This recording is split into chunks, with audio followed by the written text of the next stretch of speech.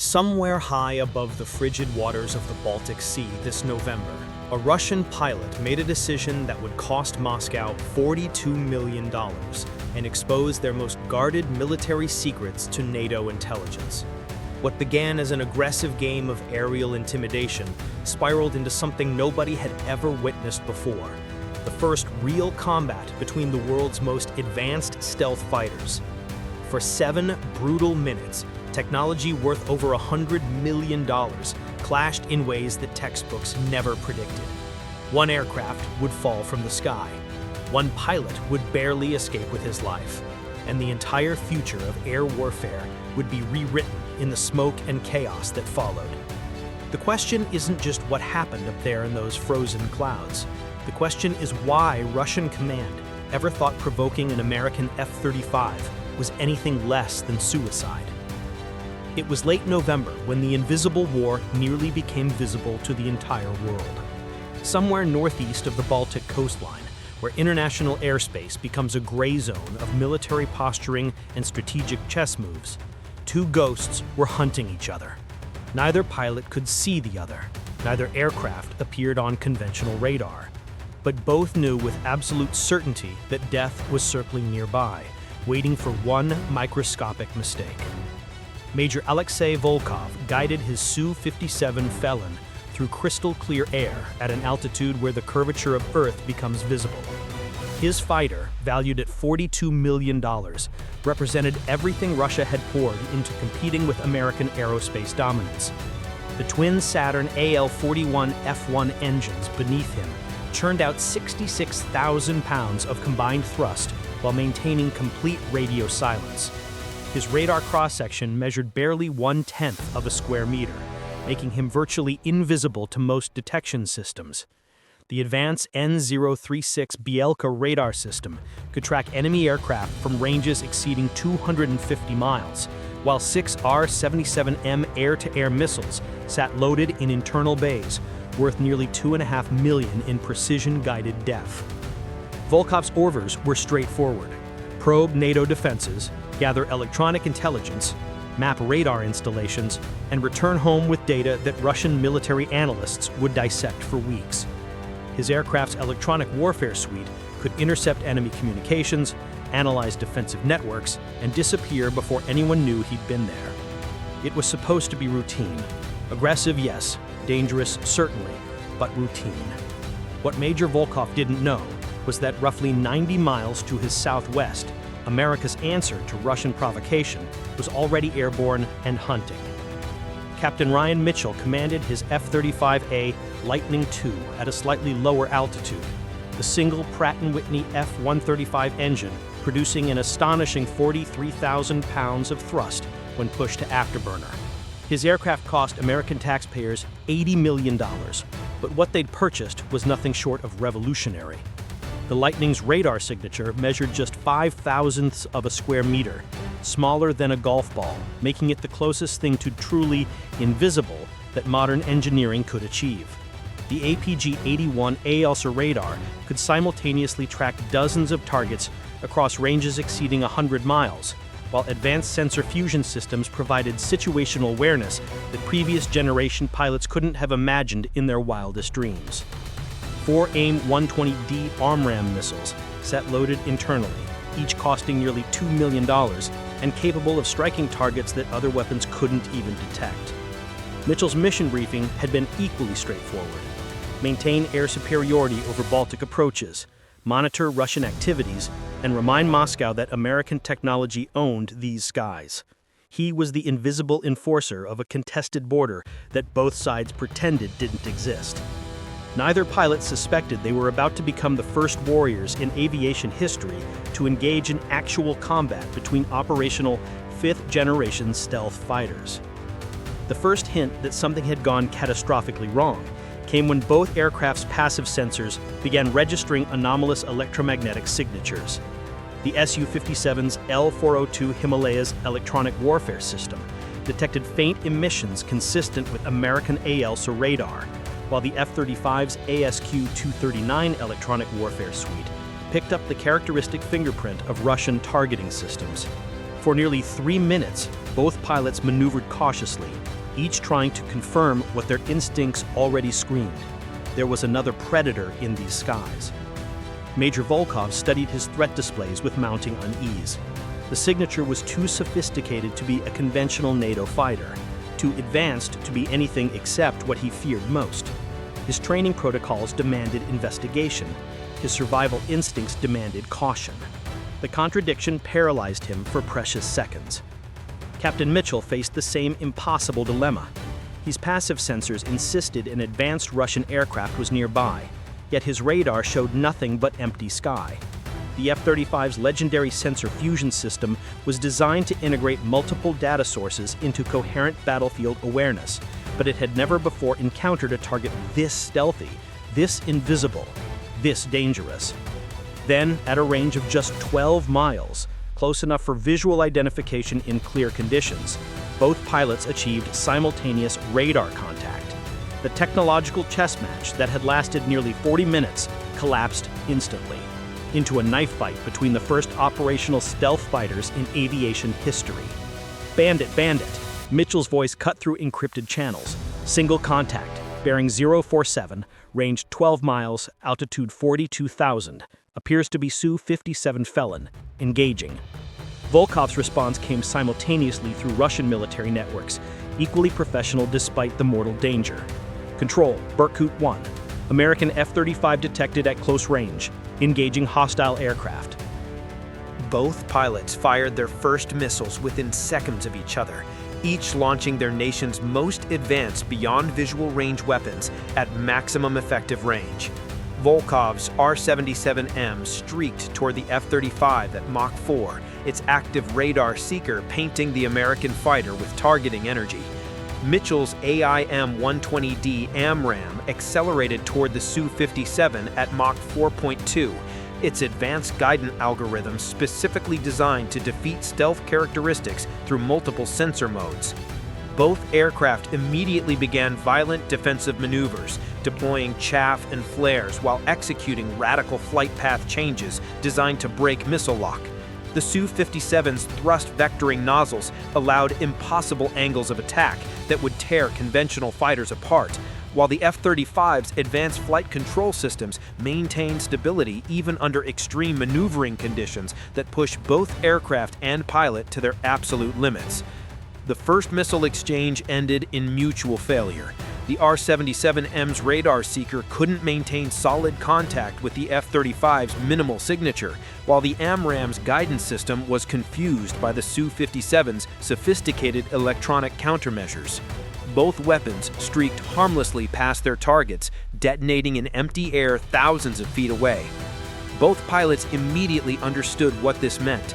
Conventional beyond visual range tactics were worthless against opponents this advanced.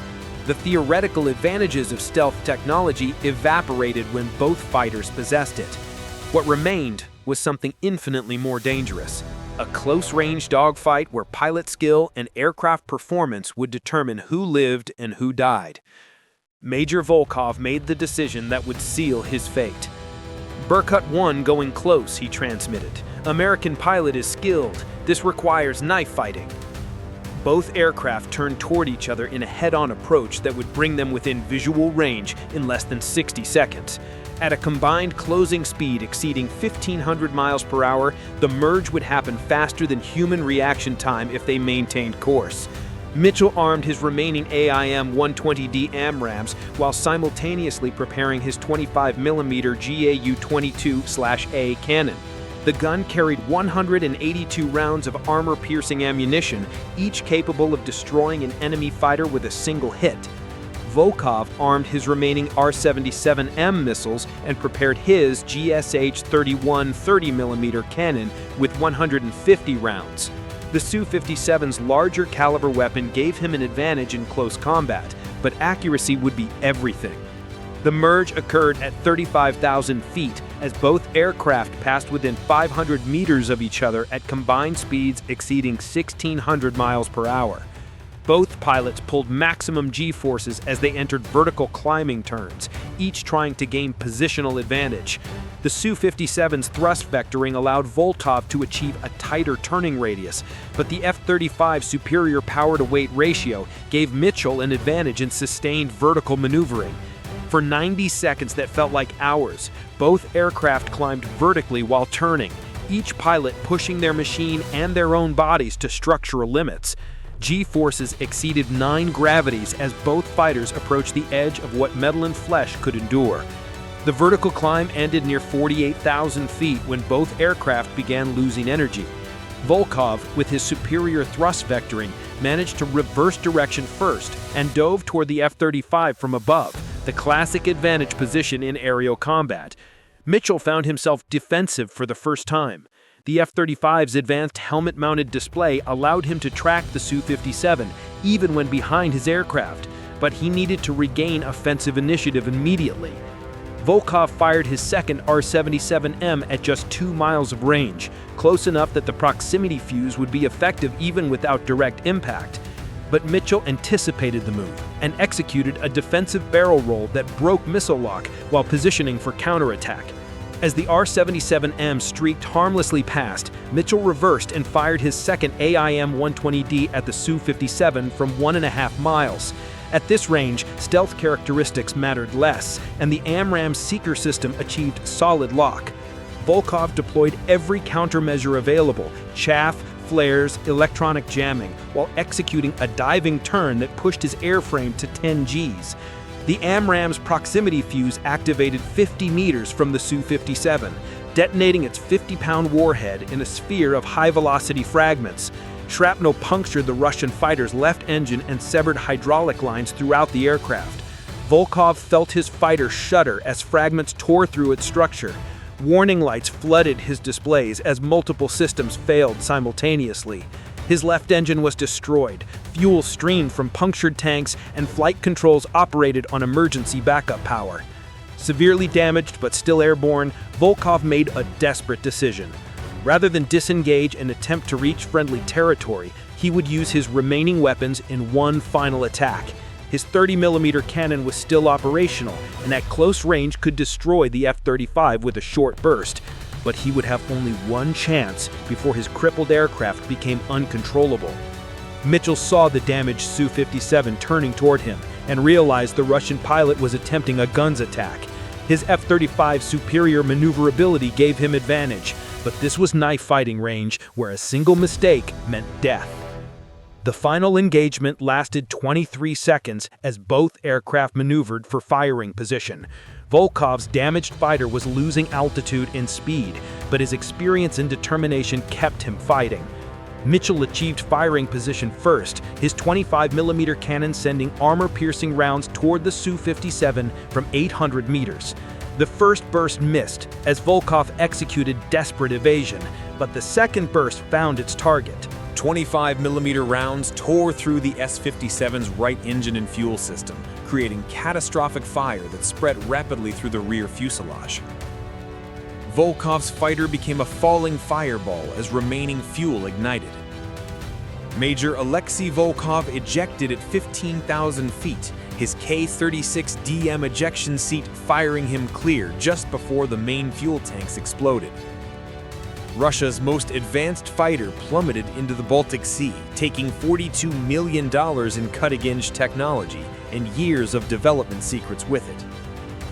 Captain Mitchell's F-35A returned safely to base with minor damage from debris during close-range engagement. Major Volkov was rescued by Russian helicopters after 2 hours in frigid Baltic waters, becoming the first pilot to survive combat between fifth-generation stealth fighters. The strategic implications were immediately apparent to military analysts worldwide. The engagement proved that stealth technology, while valuable, wasn't absolute advantage in close combat. When stealth fighters engaged each other, traditional factors like pilot skill, aircraft maneuverability, and weapons effectiveness became decisive. Intelligence analysis revealed that the S-57's thrust vectoring provided superior close combat maneuverability, but the F-35's sensor fusion gave American pilots significant beyond visual range advantages. The engagement also exposed limitations of current air-to-air missiles against stealth targets. Both the R-77M and AIM-120D failed to achieve kills at long range, forcing close combat where stealth advantages evaporated. Emergency sessions convened in Washington and Moscow as full implications became clear. For the United States, the engagement validated decades of investment in stealth technology and advanced avionics, while highlighting needs for improved close-range capabilities. For Russia, losing the S-57 was both tactical defeat and strategic intelligence disaster. The wreckage, recovered from the Baltic Sea floor, provided NATO unprecedented access to Russian stealth technology and electronic warfare systems.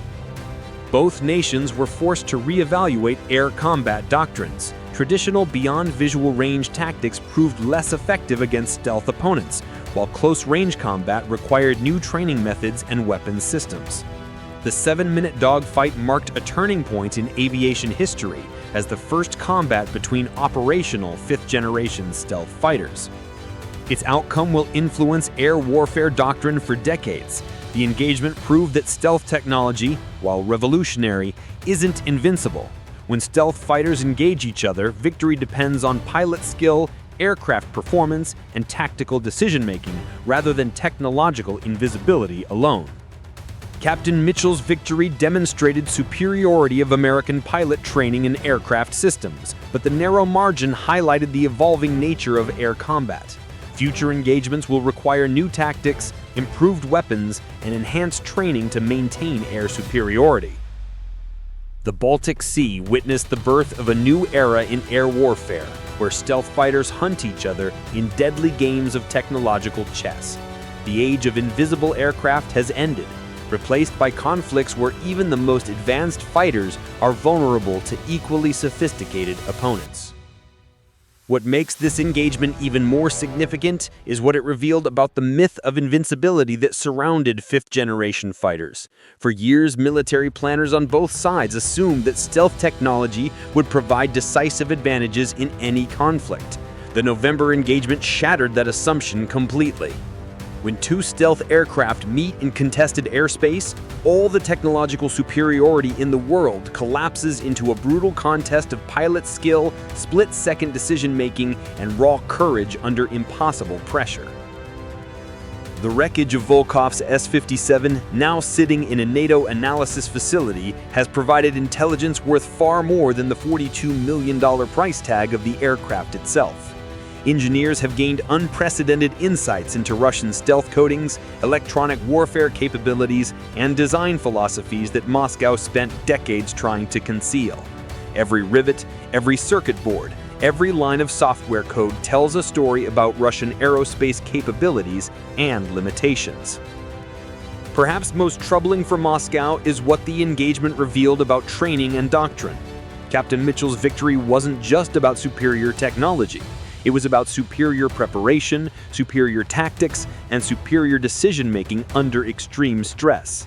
Russian military leadership now faces uncomfortable questions about whether their pilot training programs can compete with American standards, whether their combat doctrines are adequate for modern warfare, and whether provoking American fighters in international airspace is a gamble worth taking. The future of air warfare has arrived, and it's more dangerous than anyone imagined.